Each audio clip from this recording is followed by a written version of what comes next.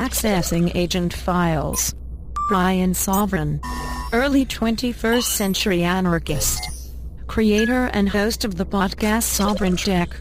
By the year 2021, the show would be instrumental in the downfall of various conservative ideologies in the government, helping usher in an incredible time. Hey, want to take a walk on the wild side and experience the bleeding edge of technology? Then get ready, because it doesn't get much more edgy than this. You're in for a wild ride. You're listening to Sovryn Tech with your host, the man in triple black, the Golden Stallion of the tech world, Brian Sovryn. He's got a huge brain.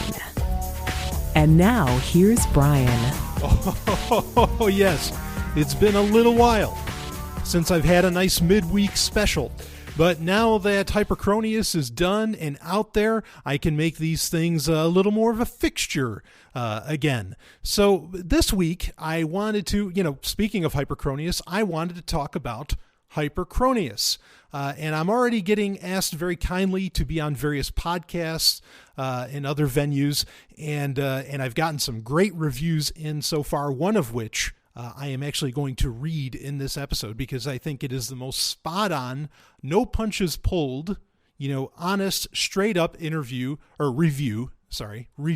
that I've read so far. And I'm really honored by it. All this, no matter what, I mean, any review, good or bad, I'm really honored by it. But this is a fine review. But first off, what I want to actually play for you are a couple things. One is the interview I did with my friend Mark Edge, who and actually just a co-worker, because I work for Free Talk Live. When I'm not working on Zomia Offline Games stuff, I'm doing ad sales for Free Talk Live. And we did an interview for his show, the Edgington Post. And that was, that was a lot of fun, and it's short. It's only about, 10 minutes or so. And I'll also, just full disclosure, I will be advertising. The Edgington Post is something he does often, when advertisers come on or some interesting liberty figure or whatever. I like to think I'm both, but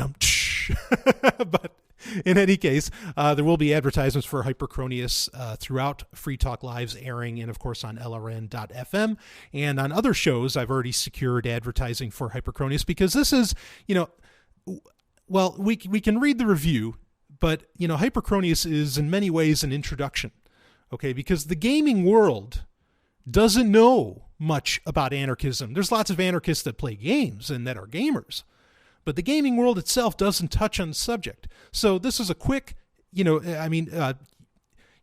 HYPERCRONIUS was a short, solid, very much an introduction to at least kind of the high notes for me of what anarchism is.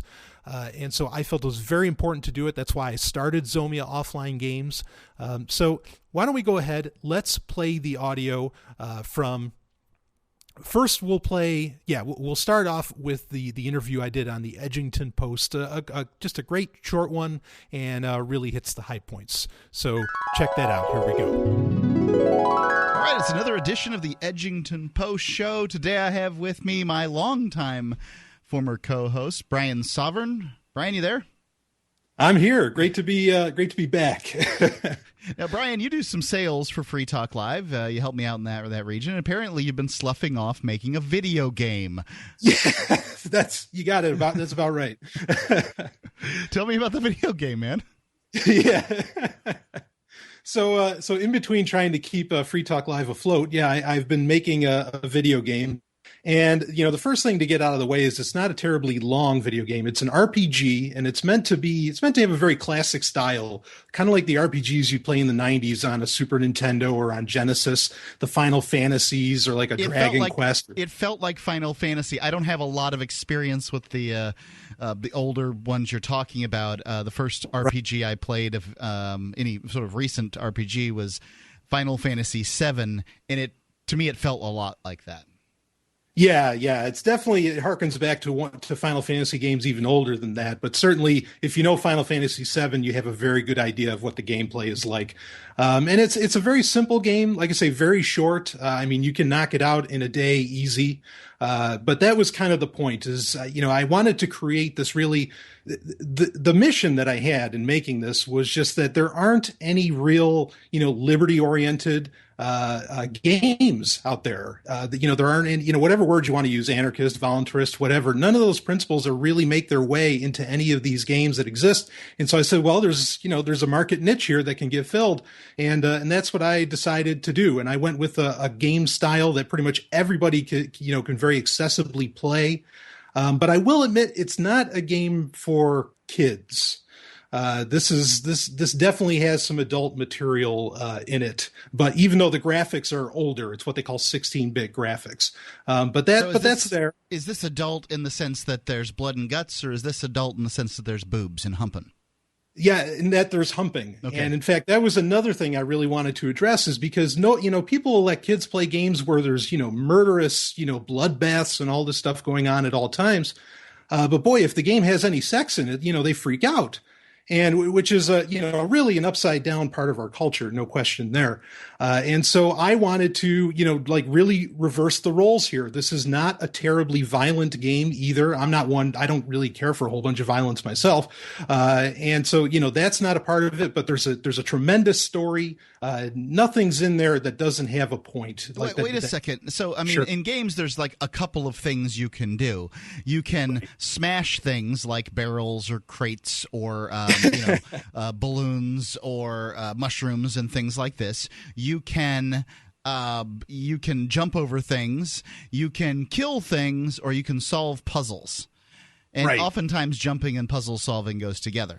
Which is it? One of these things? Which one of these things is it? So what you can do, I guess it would be closer to the killing, but it's not. I mean, there's some killing because there's certain like creature type characters in there. Yeah.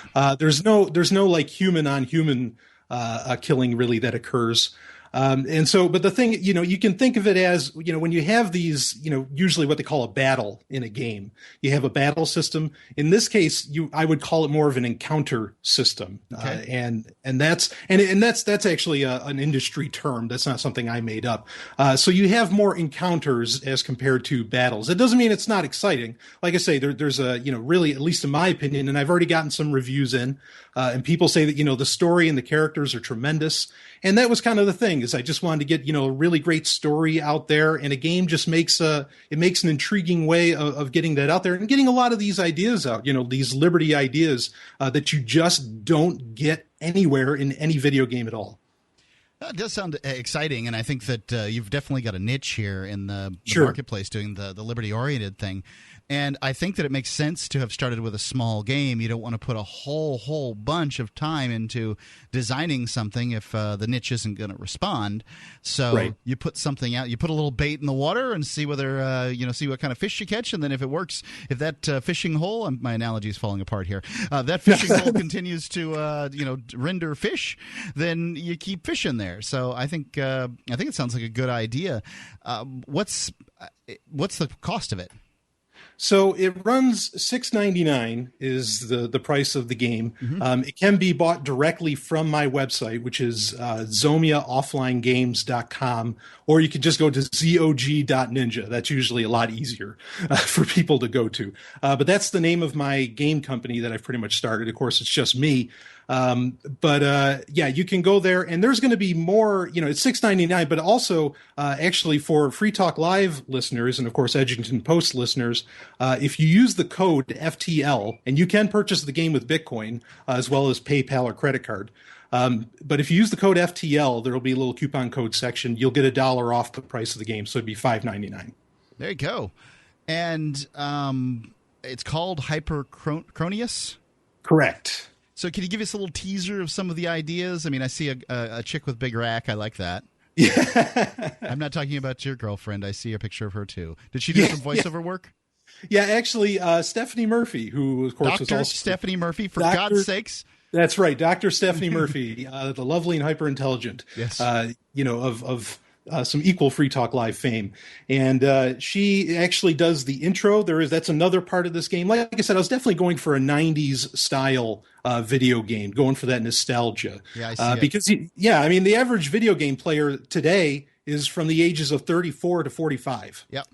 And so, I mean, if I'm going for the largest demographic, that's the demographic I want to go for. So, they're going to know this style of game. And so in that kind of game, I put in what's called full motion video. This used to be very popular in the 90s. In fact, your co-host of Free Talk Live, Ian Freeman, he and I are big fans of full motion video games. So I put some of that in here, and actually Stephanie got to star in it, and she lent her voice to quite a bit of the game in some very, very interesting ways. I'll say that much. Yeah. So, if I had, one of the greatest voiceover artists alive today living in the same house with me, I would definitely avail myself of that. That's right. Yeah, it would have been crazy if I didn't. I love this. Was $9.99 now $6.99? The things that get people to buy. That's right. Well, it's going to be available. It's going to be available on Amazon. It's going to be available on some other game distribution platforms. This game is only for Windows. Though I've made it easy. It's DRM free, which means digital rights management. Yep. So you can copy it and do whatever. I don't believe in copyright. And it's actually the license. Software is always published under a license. And this game is published under the Bitcot No Gov license that Michael Dean of Freedom Feens fame created. So you can do whatever you want with this game. And in fact, it's very easy to port or to play it in a Windows emulator on a Mac or on a Linux computer. So I tried to make this as available as I possibly could to people. I know you're a Linux fan. You seem to know how to work inside that browser or that what do they call that? Yeah, in the operating system. Yeah, right. Yeah, in fact, I can confirm that it very easily works in Linux. If you run, there's an emulator called Wine, W-I-N-E, and it plays very well in that. So no problems there. I like Wine. Yeah, CH Wine, right? CHwine.com. Yeah, indeed. There we go. Well, I think it looks awesome. I want to play it, and so you can buy it with Bitcoin. Let's see. Right. I'm and can you use the coupon code FTL when you buy with Bitcoin? Yes. Yeah, it'll work no matter which way you go about it. It's going to drop the price. So is it going to end up on some of these other gaming sites at some higher price, and then so zog.ninja is the that's the easy website to get to. The cheapest place to get it? Yeah, that's definitely the cheapest place to get it because that coupon code's not going to work anywhere else. So it is going to be available on other gaming websites, in the very near future. It takes a little time. You have to go through a voting process to get it all up there. And, you know how democracy works. It doesn't. So, but anyway, just a little bit about the game, if you don't mind, as far as the story goes. Please do. Yeah, it's really, as you'll hear from within the first seconds of playing it, the game actually takes place in the year 91,001 BCE. Hold so on. We're talking way in the past. 91,001 BCE. Okay, so this is a long time ago in a galaxy far, far away. Not a galaxy far, far away, but a long time ago. Oh, that's right. You believe that aliens built the culture here on the United States in the world. I don't believe. Yeah. Well, let me clarify. I don't believe aliens did it, but I do believe humans did. Or at least I'm open to that. So this is my way of exploring, and I'm going to be making many more games and even books and other things that take place in this universe. But this is the introduction to it. But yeah, this is telling the story of our solar system, and maybe how life started on Earth. So it's an intriguing story, I think, just at that. Well, I think what's really exciting to know is that people 92,000 years ago still liked women with big racks. Yeah, hey, we don't change much. I mean, in the history of the universe, 90,000 years is a pretty, it's a small amount of time. I think it's awesome. I'm excited to be involved in some small way. Coupon code FTL gets you $1 off at zog.ninja. I think that's great, too. I typed it in. It worked. So anybody can do this. And I'm going to actually make my purchase just as soon as we get off the air here, Brian. Oh, fantastic. I'm honored. Great. Thanks so much. Yeah, thank you. Hey, here's a blooper reel or whatever it is. Brian and I were chit-chatting before the interview started. And I thought it was funny, and I like talking to Brian, so I was going to include it here. I'm down on my knees, begging you please to come home. Come on home. Hello. Can you hear me now? Yeah, there we go. Cool. I didn't have my headset on. Hold on. Oh, no worries. Just listen to you singing. Damn thing's tied in a knot. There we go. All right. I got my new pig. Your new pig? What's that? Well, we're probably going to keep him for a boar, and I decided we were going to do presidents and first ladies of the recent past, so that we can sort of teach Jack the names and a little bit about them. And so, since I'm going to keep him for fucking, I figured Bill Clinton, right?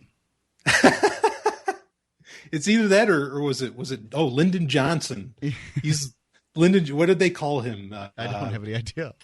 Yeah, he was known. He was really well known for being like, I don't think they called him Dick, but they called him something. So if you have a female like with a missing nipple, will that be Nancy Reagan? I didn't even, did she have breast cancer? Yeah. Oh, I didn't know. Yeah. I'll take a nipple off. I don't care. Right on. Yeah. So Jack can tell you that President Clinton bombed an aspirin factory.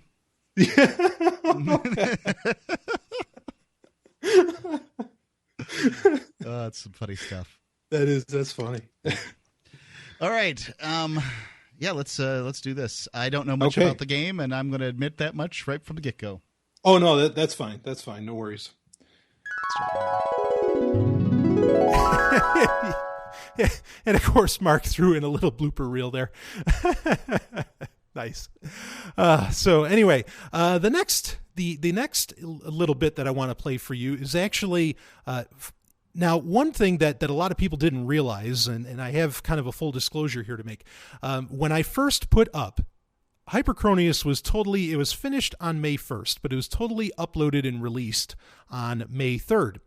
And there was quite a few people, Sovryn Tech listeners, I'm sure, because they're the only ones that really would have heard about it, through social media and people that follow the Zog blog at ZomiaOfflineGames.com or Zog.ninja. You take your pick of the site. And when I first released it, it was in a zip file. So you didn't have to do any installation. You just had to unpack the zip and it was done.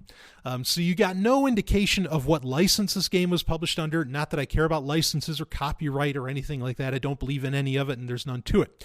But Michael W. Dean of Freedom Feens fame, and a guy that really, really does do a whole lot for the liberty movement, I mean in a big, big way, he created, and I've run the ads, Sovryn Tech listeners know the ads, there's the ads for the BIPCOT no-gov license that he created. Now, this license is more or less, it's essentially saying the government can't use this software. And is the government, would they do it anyway? Well, of course they would, sure. But it's kind of a bit of trolling, and it's just to kind of get the message out there or whatever. So, in fact, even I think the BitCot no-gov license even says that, you're free to make fun of the creator of the software, which would be me. So, anyway, yeah. So I put HYPERCRONIUS under the BitCot no-gov license, and I actually, like I said, originally it was a zip file. Now it's an exe file that you download, and it goes through a more standard installation process. Now, HYPERCRONIUS is still portable. Okay, nothing has changed other than it goes through an official installation process. It'll actually put it'll put a HYPERCRONIUS thing in your startup menu on Windows. It'll put a HYPERCRONIUS icon on your desktop so you can get to it quickly. It just does it all a lot more officially. Some of the people that that messaged me after they bought the game said, hey, how do I necessarily go about installing this, etc. What's the process here? So I just made it a bit more traditional, and I get it. I understand, and it does look a lot better this way, doing it as an exe. So anybody that buys it from now on, and of course I gave copies of the exe to all the people that already bought it when it was a .zip file, but anybody that buys it now is going to get the exe.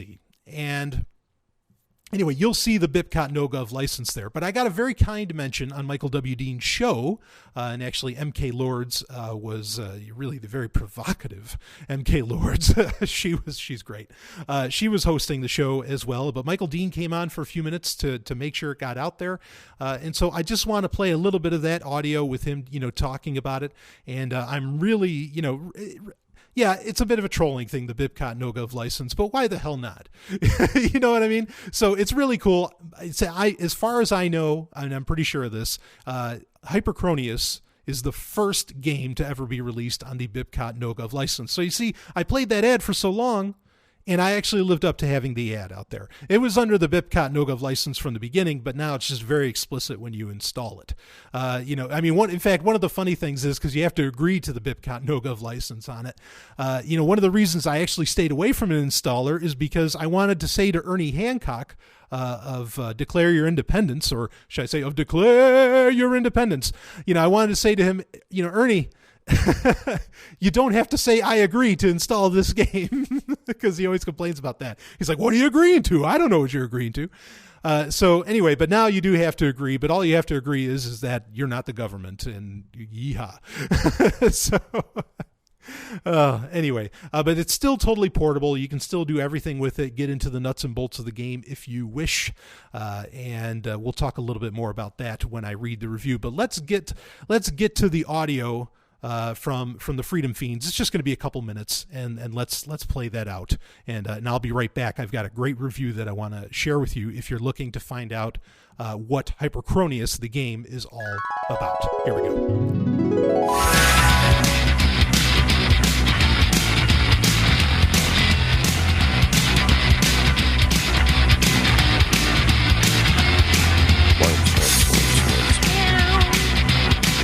This is the Freedom Feens, broadcasting from Pod Bay 2A, a mile above sea level at Intergalactic Prairie Studios.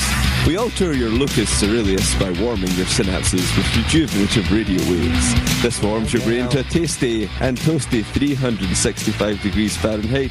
Leave a sin-flooded statism out of your head. Can you feel it? Can you feel it? Is it working? Katie Green, Michael Dean, and MK Lords? Yep, I feel it. Oh, yeah. I feel it good. Yeah. I'm feeling it. I'm dressed as Anarcho, the Mexican wrestler. Anarcho, the strongest man in the world. Anarcho, Yes. the strongest man in the world of wrestling in Nada Vista, Mexico. Man, last night was a fun show with Dobby Barker. So Nice. here's the thing. You guys don't really know about the space tube theory, right? The whole thing. So I'm only going to be on probably the first or second segment, so I want to get this out. So you're new to the show. So basically, the thing we say at the beginning, it's kind of kidding, but it's kind of serious. It's like, it's kind of my great man theory, or my higher power theory, is like, I'm hopeful, and this is, I kind of half believe this and half don't, but I have to. It's kind of a joke, but it's kind of not. I'm hopeful that there is intelligent life in the world, that's in the universe, that's benevolent, other than people, that will protect me from governments, and they will hear our radio. This is the only reason I'm on radio. I mean, I love podcasting. We do podcasting anyway, but radio's a lot of regulations. You can't cuss. You can't talk about how much you love shooting crocodile with tranny hookers. You can't do any of that stuff. And you get in trouble, especially in Pensacola. So, MK, where you are. So, I don't want them like burning a cross on my yard, because this planet is done. I want to 3D print a new planet. It's over. Turn it over. It's done. Might do that. So here's the thing, man. The nearest planet that scientists believe. Now, when I was a kid, when people said that's what they say, I always thought they was the scientists, and I wanted to be a scientist, and I was interested in science until I entered puberty, and then I wanted to be a rock star. So, and then I did that for 20 years. So, but now I'm back to wanting to be a scientist, and I want to be a radio scientist and a computer scientist, and I'm trying to build things and build the roads. And I do got to say, the BIPCOT no government license has added another thing today. Brian Sovryn from Sovryn Tech has started a gaming company, and his HYPERCRONIUS game, the very first game from Zomia Offline Games, is released with the BIPCOT license, and I'll link that tonight. It's Zomia ZomiaOfflineGames.com, and so now there's that. There's the Freedom Feens. There's the Greening Out podcast, and there's Fiend Phone. So it's actually catching on. This little fantasy I made up is working. It's a BIPCOT license.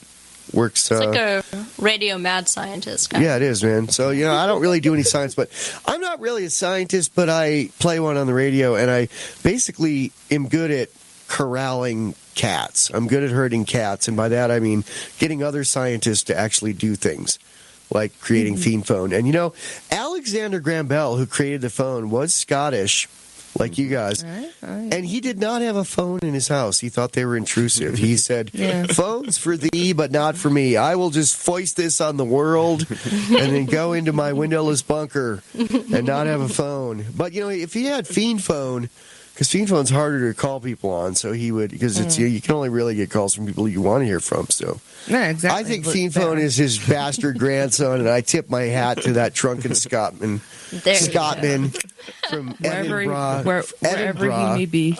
Do you even Edinburgh? Your pronunciation's getting there. It's getting there. So, here's the thing. We are on radio. And it's a lot of work to be on radio. I was podcasting since 2006. I'm coming up on 2 years on radio. A week from tonight, May 11th, we're 2 weeks on radio. Ooh. Yay. Woo. But here's the thing. Okay, so some of the radio waves, especially on like the AM stations that are on, we're on like one that's like 93. We're on a station that I worked really hard to get on in Montana. It's a 93,000 watt station, which I'd probably rather be on a 500-watt station in Los Angeles, but because it would reach more people by far. 93,000 people in Montana reaches a bunch of sheep and a few sheep farmer. And it's a cool station. I like the people on it. But here's the thing. That station, it covers like a quarter of Montana. Montana's a huge state. So, literally, that is leaking into space. I am hoping that what scientists believe is the only the nearest habitable planet in the Alpha Centauri region, 4.3 light years away, that they'll actually hear either our AM or FM signal leaking off the Earth or the signal that is sent up to the satellite that then bounces back down. That's pointing at space. So I don't know if it's pointing at Alpha Centauri, but I believe that they will hear us 4.3 light years after we've been started on radio. So that's 2 light years. That's 2 years. It takes 4.3 years for radio to go 4.3 light years. So, in about 2.3 years, they're going to hear me and Nima's first shows from 2 years ago. So, I think they're going to hear it. I think they're going to say, "Wow, we've been monitoring this planet for 100 years. This is the first sign of actually intelligent life we've heard." And we're going to go down there and give them our state blocking software because it sounds like these cool people are in trouble. So they're going to give us their technology. It's like, people are going to say, you don't like the government, move to Somalia. No, it's only truly decentralized if you can opt out of government without moving. I like where we live. I like Wyoming. I like this part of the world. I like the house we're in. It's a pretty cool house. I like my wife. I like the bunnies that are in our yard and the elk that are out in the sticks. And I like the prairie a couple miles away, and I like not having a lot of people around me, and I like antelope walking through town and deer walking through my yard. I don't want to move, so I want the Alpha Centaurians to email us instantly as soon as they hear our show, their state blocking software. So that's the whole theory of the Freedom Feens and why we exist. And then there's the space tube theory. You said you're in a radio bunker. What did you say, Katie? I'm in a radio in a fortress. I've sort of built a fort around myself here. Did you guys build a fort in the living room out of cushions and blankets? No, it's mine. It's actually not far off. It's not far off. That's fun. That's fun. Just one fort. So when I it's sleep, just me and the dog here. Yeah. So my wife and I sleep in different rooms. We love each other and we lay around a lot together, but we have very different schedules. I'm up all night and she's asleep all night. And I sleep all day, and she works all day. So I work all night. So so when I sleep, I've done this since I was like 5, since I had language, since I could talk. I would wrap myself in the blanket till just like my nose is sticking out, and pretend that I'm in a space tube flying through space, leaving this planet, going to a better planet, going to do something important that they need me for. And once I got cats, when the cats would sit on the bed and purr, I decided it was a cat-powered space tube. So I, every night, am practicing the Alpha Centaurian way by going in a cat-powered space tube. There you go. That's all my notes, man. I got it all out, and it's not even the end of the first segment. I wanted to talk about Alexander Graham Bell being Scottish. I want to talk about Brian Sovryn using the bipcot.org, no government license. I wanted to talk about the Alpha Centauri theory of the Freedom Feens. I want to talk about the space tube. I think we hit all the bases. All right, have a good show, guys. Thank you, Michael. Yep. All right. Talk to you later. Enjoy it. All right. Beautiful. Very gracious of Michael W. Dean and MK Lords and all the Freedom Feens to give a nice mention, nice shout out there for HYPERCRONIUS and to me. That was a real honor. And definitely, again, very proud to be using the BIPCOT no-gov license. So what I want to do now is I want to read a review, and this review is from a gentleman named The Mad Philosopher. I mean, that's not his total real name, of course, but anyway. But he has a blog, and I'll put a link in the show notes to the original version of this review for HYPERCRONIUS. It's a great review. It's the kind of review you really... it's the kind of review, one, money can't buy, and B, a developer can only ask for, because it's actually even-handed. It's not like an Apple review where, oh my God, it's fucking great, it's Apple, or like it's not from a Google fanboy or anything like that, right? This is an even keel, pull no punches, straight arrow review, and I really appreciate that. And it's very well written. Mad Philosopher took a lot of time to write it out. I'm really honored by the time spent on it. And so it deserves, first off, he deserves the traffic on his website because he has some pretty insightful blog posts there. Okay. And he's done some audio work on SoundCloud, and I've shared that around a little bit. This is just a fantastic review, and it deserves attention from me. And so I want to read it to you in case you don't go to the Zog blog to read it. It's also there. You can go to ZomiaOfflineGames.com or zog.ninja, and you can, that's the Zomia Offline Games website, and there's right at the top says Zog blog. It's like the second thing over. You can just click on that, and you can read, I've been posting news and insights about HYPERCRONIUS a bit this week since release day was just this past Sunday. Though I think, for posterity, I'm probably going to say, yeah, it was released on May 1st, to a very select crowd. That being, of course, lovely and hyper-intelligent Dr. Stephanie Murphy, who really helped me out with quite a bit of this. Again, as I said on Sovereign Tech, really, this would not have been possible without her help. So anyway, let's go ahead and read the review. And the review is HYPERCRONIUS, a first among many, and it's by the Mad Philosopher. The first widely known anarchist video game has been released. Brian Sovryn of Sovereign Tech fame, or infamy, has created his first video game. As far as firsts go, it's an excellent first effort at game development, and it sets a challenging standard for others to meet as far as calling a game an quote-unquote anarchist game. HYPERCRONIUS is a very short game, which would best be considered a teaser for a much larger universe that has been promised and planned by the developer. For now, I believe a brief review is in order. And this is in various sections. The first section is gameplay and story. As the motto of Zomia Offline Games is, quote, story first, story forever, end quote, this game does not disappoint. Now, Stallion breaking in, I want to just explain that. The story first, story forever motto means that I think a lot of games have just lost the fact that they should have a great single-player story. They're too busy with multiplayer. I'm not saying there's anything necessarily wrong with multiplayer. In fact, I personally like on-screen multiplayer, where the people are right next to you, not halfway around the world. Okay, but, this is a single player. even the name Zomia is in reference to anarchy. Offline means that you do not need online connectivity for any kind of DRM verification or to even play, nothing like that. And of course, games is because it's about games. So yeah, story first, story forever means I concentrate on story. It's a fact. So reading on with the review, the game plays very much like a 16-bit visual novel. True to visual novel style, there is a lot of text and some fairly rich characters, histories, and relationships that the player will encounter in the brief time they have in the universe of HYPERCRONIUS. Most notable in regards to story and history would be the 80s sci-fi vibe of empires and their outlaws, unique forms of space racism, genocide, technology run amok, and a thinly veiled scientific mysticism. What makes HYPERCRONIUS stand out among a very familiar and comfortable genre is the not-so-hidden message of peace, love, and freedom. Despite the familiar presence of conflict, hatred, oppression, the titular character, HYPERCRONIUS, gives the player a unique view into the psyche of an anarchist in an unfree world.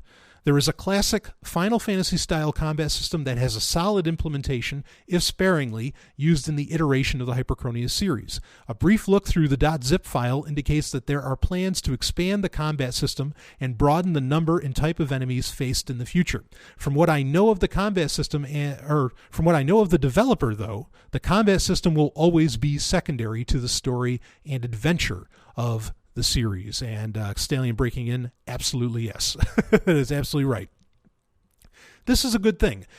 Reading on, this is a good thing, as combat systems, no matter how good they are, tend to become monotonous by the end of the game. Here's looking at you, Arkham and Assassin's Creed. But a good story keeps you till the end. Now, Stallion here, I want to break in real quick and talk about this.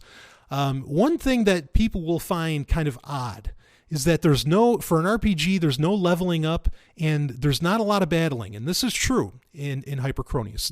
There's action. There's plenty of action in various ways. We'll talk more about that a little bit later. Okay. But one of the things that annoys me with a lot of RPGs, especially first time out RPGs by independent developers such as myself, is they like rely on grinding, and they give the game a lot of length by just like forcing you to have to level up to handle some boss battle or something. And I hate grinding. And everybody, it has, and grinding is an industry term. I mean, like it's called that because people know it's so fucking annoying. So I wanted to keep that out there. That partly adds on to the shortness of the game. And actually, I made another blog post at the Zog blog about the importance of the shortness of the game. Not all my games are going to be short, but it talks about that. If you want to read it, you can go to zog.ninja to find out about that. Okay, but yeah, I didn't, it doesn't get tiring when the action happens. I think it happens and it becomes exciting because of its kind of rarity, which that's rare in the game world as well, let alone the messages of anarchy. So let's read on the review here. The next section is the message. As mentioned above, the driving force of this game is that it is the first widely known anarchist video game. The game, as brief as it is, does a very good job of laying down a hefty dose of what people call, quote-unquote, thick libertarianism, but does so, for the most part, by way of character exposition, so as to not simply bludgeon the player over the head with the message. Quote-unquote, thick libertarianism, for those not versed in the nomenclature, is essentially, quote, a form of anarchism/libertarianism that argues for more essentials of anarchism, end quote. For instance, there is a strong polyamory versus traditional marriage thread and a less overt anti-killing/violence thread, which are not necessarily the inevitable conclusion of first principles, such as the non-aggression principle. Rather than weakening the overall case made for anarchism, though, the way that the characters embrace these ideologies serve to enrich the universe that they reside in and prevents them from becoming a cardboard cutout holding an anarchist bullhorn. In my opinion, it makes them more fleshed out as characters with what may be considered their own unique set of flaws and vices. The cartoonish overreactions of their antagonists to these ideas is both amusing and right in line with the 80s sci-fi vibe. Let's go on to the next section.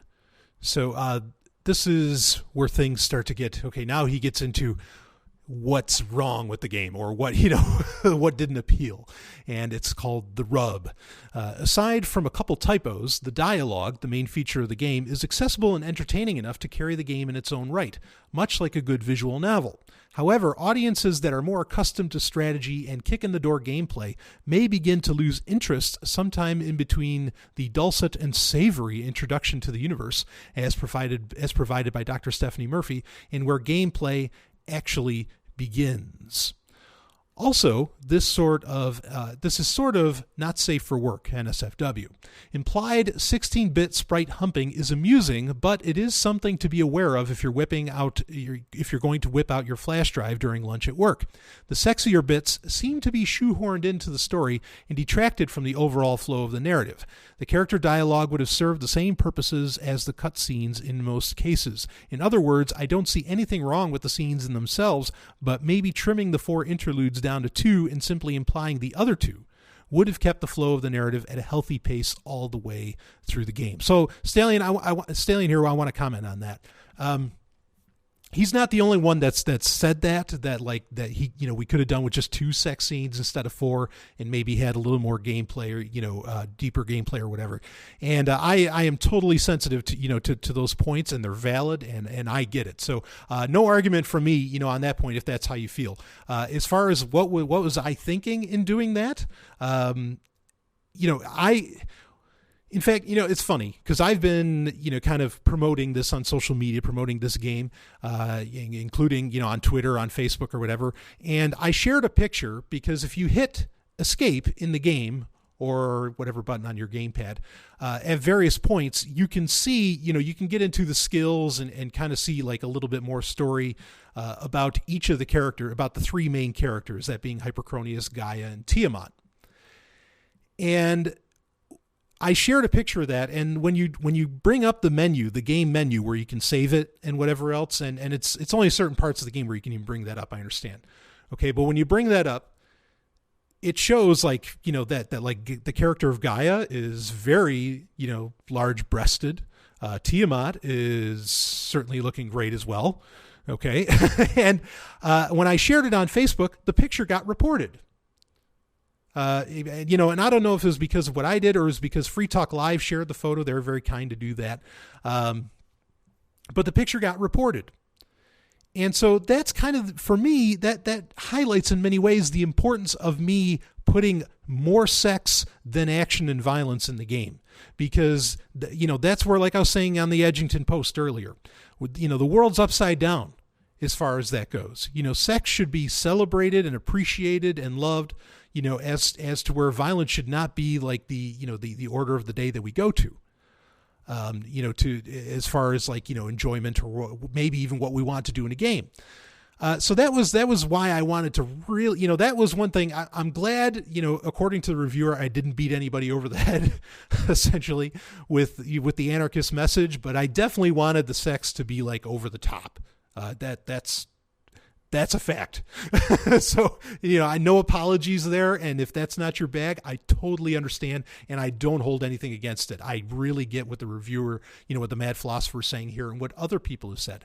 I read a review on episode 123 that just came out on Sunday. It was a day late, unfortunately, due to getting HYPERCRONIUS up and running.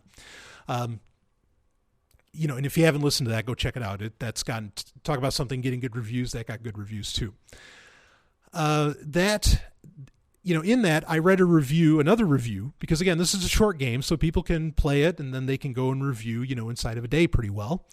And that's okay. Real quick on the shortness. I mean, like I had always said it would never probably be over 5 hours. I mean, it'd be stretching if it was 8, but it probably wouldn't go over 5 hours. And then, just with the way, bug fixing and all that, it ended up actually, equaling to about, if you read everything and you kind of do everything that's there, you get about maybe a little over 2 hours, as far as, as far as gameplay goes. I just want to get that point, out there. But so I read a review during Important Messages, and I talked quite a bit about the game during Important Messages actually this past week. And in that, in the review from another listener of Sovereign Tech and someone else that purchased HYPERCRONIUS, she had said she would have loved to have played. She loved the game. She would have loved to have been able to interact and play more with the sex scenes. And and I said it then, and I'll say it again. I really wanted that to be so, and I'm gonna make sure 100% because there's going to be more HYPERCRONIUS games coming. There's going to be HYPERCRONIUS 2 that's already being developed. I'm going to make sure that that's an absolute possibility. I think I've got it figured out to how that can work. That was one of the hardest things that I was trying to figure out is how to make these with this style of graphics. And please, I would love to have made this game in like 8-bit graphics, let alone 16-bit graphics, which it is. But how to illustrate that sex is going on without going, because what a lot of people do when they make these games is they will like make a full art cutscene. And there's nothing really wrong with that, but I wanted to do something you could really interact with, not just make choices, though choices where you can choose to have sex or not to have sex will definitely be something that's a part of HYPERCRONIUS 2 as well. But that's important to me that was possible, and it's something that really hasn't been done before, and I am going to try and make that I'm going to make that a reality for HYPERCRONIUS 2 when that comes around. And as I've said in blog posts at the Zog blog, there's going to be a lot more games. There's going to be side story games. It might not be like I'll release a game that isn't actually a sequel, but it's something else. So anyway.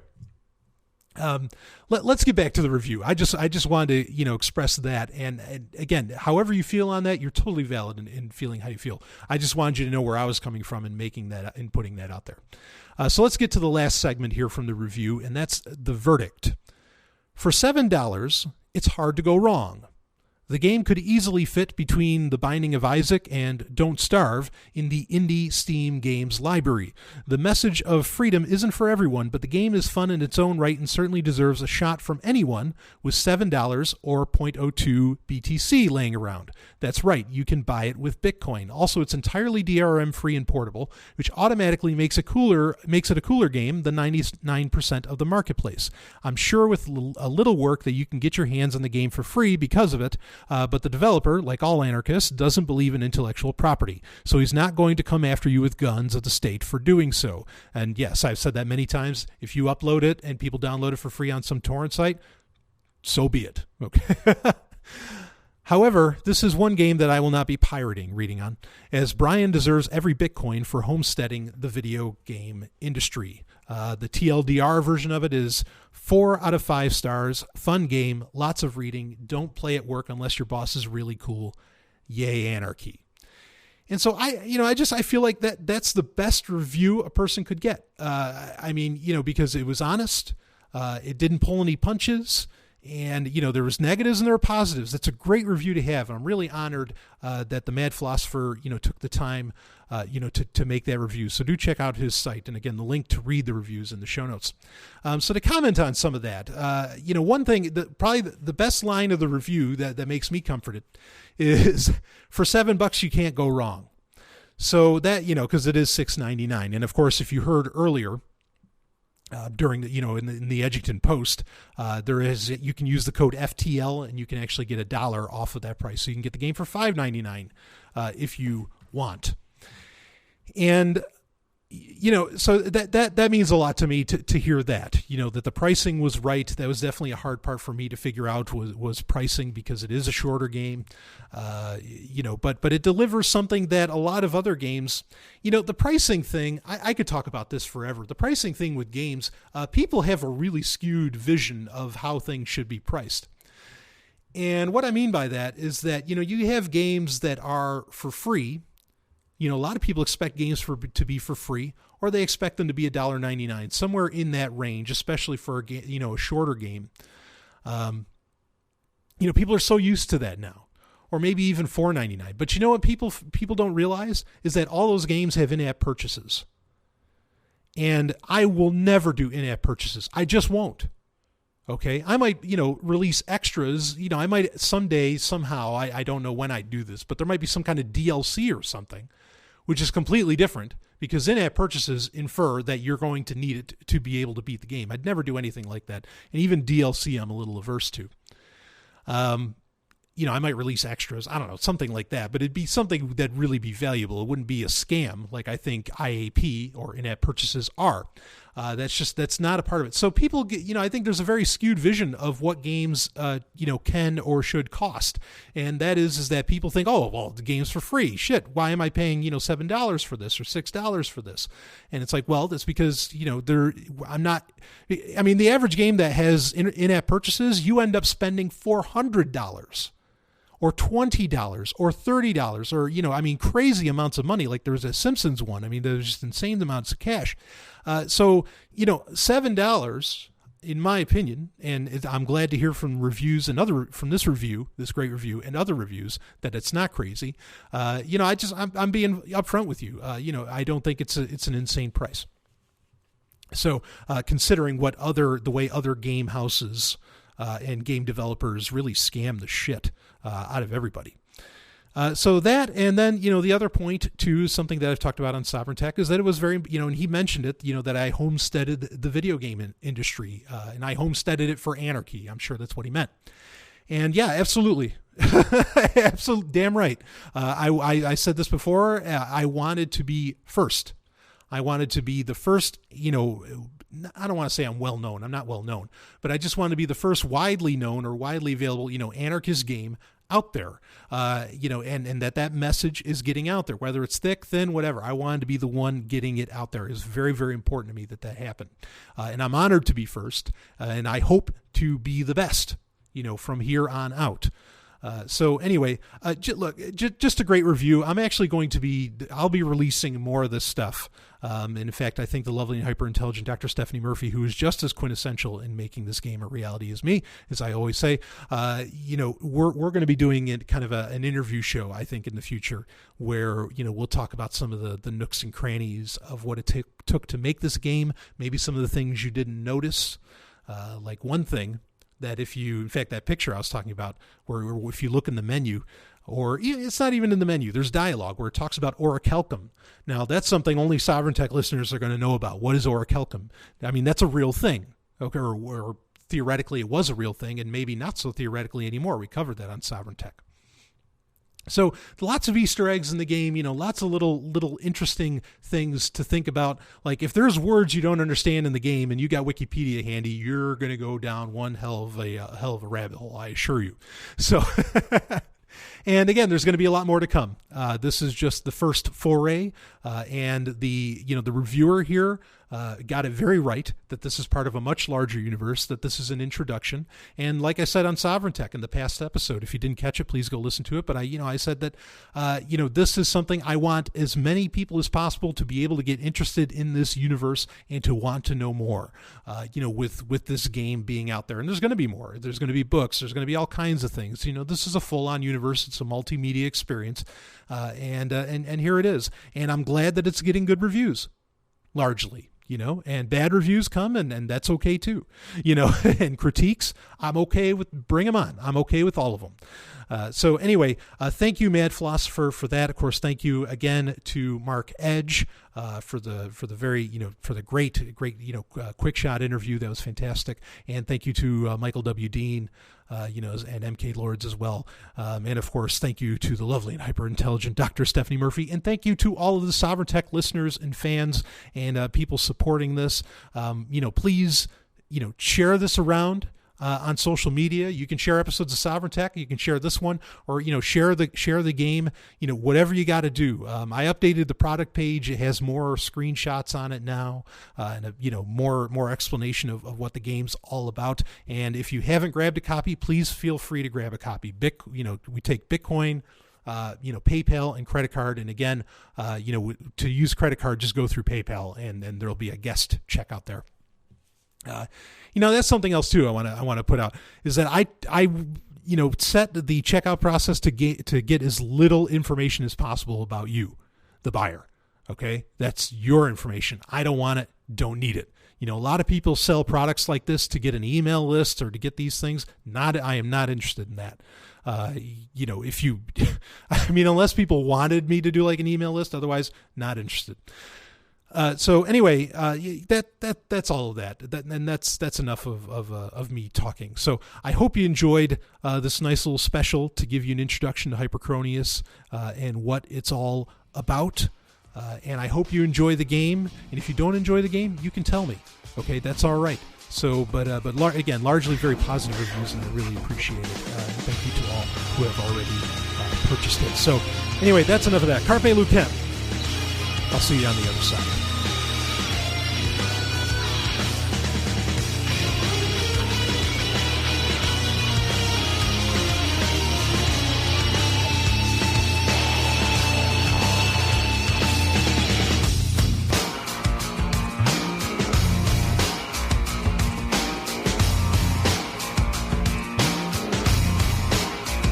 You just experienced Sovryn Tech. Go to sovryntech.com, that's SOVRYN tech.com, and connect with us there. Find links from today's show and catch our podcast feed. Sovryn Tech is copy heart. Copying art is an act of love, and love is not subject to law. So please share the show however you like. Welcome to the evolution.